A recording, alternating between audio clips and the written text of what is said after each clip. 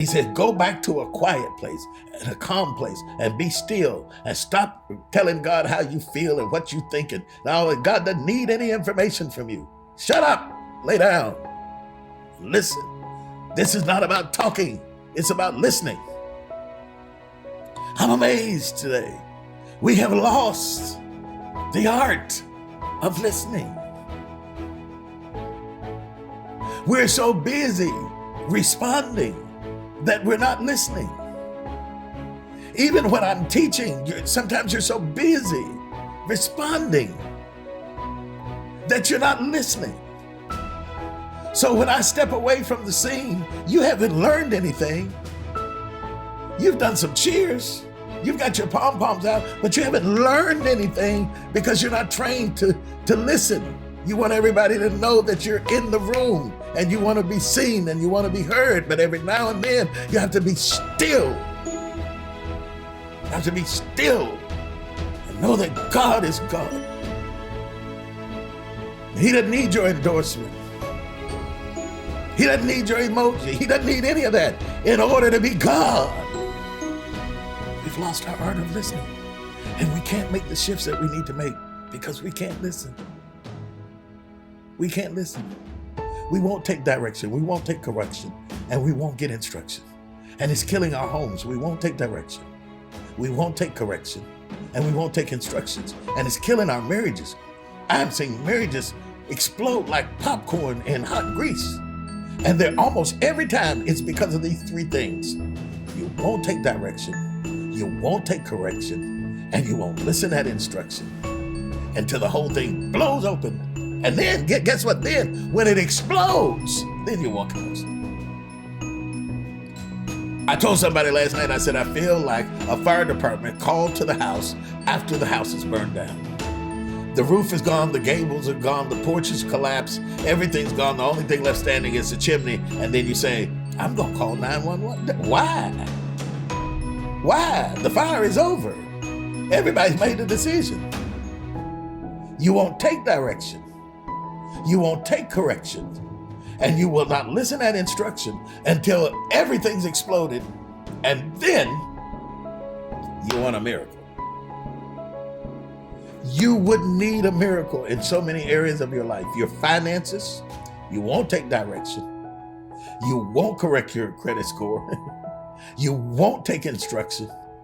You don't want to do anything but listen at church. So you got great anointing, but no credit. You got great anointing, but you're about to be evicted. I mean, you're trying to use your anointing to stop your eviction. You won't take direction. It's the hardest thing in the world is to give our people direction, especially if it's not about spiritual things. And so we advance in the areas that we listen and we corrode in the areas that we don't. You need to have the greatest emphasis placed on the areas where you have the greatest problem. And in those areas, you need to look for three things: direction, correction, and instruction. Financially, what is your credit score? Correction, let's begin to fix it. Instruction, what do we do with the money we have? I can do a seminar on that. It'll be a handful of people. But if I do something on spiritual warfare or anointing, it'll be packed out. The areas where we've lost the art of listening and we don't listen to direction, we don't listen to correction, and we don't listen to instruction are the areas that we suffer the most. We told you when that little boy was little not to raise him that way. You wouldn't take direction. We told you if you don't correct him, you're gonna have problems. You wouldn't take correction.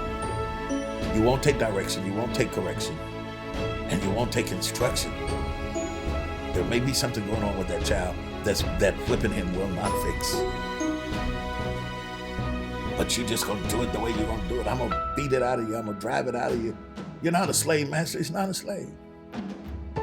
Listen at this: direction, correction, instruction will save your job, will save your marriage, will save your relationships, will save your future, your walk with God. And this whole shift is predicated on the ability to hear, not the ability to speak, not by how many dates you're getting to go speak, not by who's calling you, not by who you're mentoring, not by who's your spiritual godchild. We got more spiritual mothers than we got children. Some of you got more spiritual daddies. You got 5 spiritual daddies. Stop. Stop. Go sit down. Lay down and wait on God to speak to you. And when God speaks to you, you don't need 5 daddies. You don't need 3 spiritual mothers. You got spiritual mothers that's 20, 25 years old. Say, how are you a spiritual mother? Sit down. Oh, I better stop. We got apostles who don't have anybody following you. You're not speaking to nations. Sit down and get a true word from God. The art of listening. The lack of it is killing us. You and your husband are having a discussion. You're having a debate. You're having an argument. Okay, you're having an argument. And the reason the argument never resolves the problem is because all while one is talking, the other one's waiting on them to stop so that they can get their point in, so that they can get a jab in, so that they can get a lick in. No direction, no correction, no instructions are making divorce lawyers rich.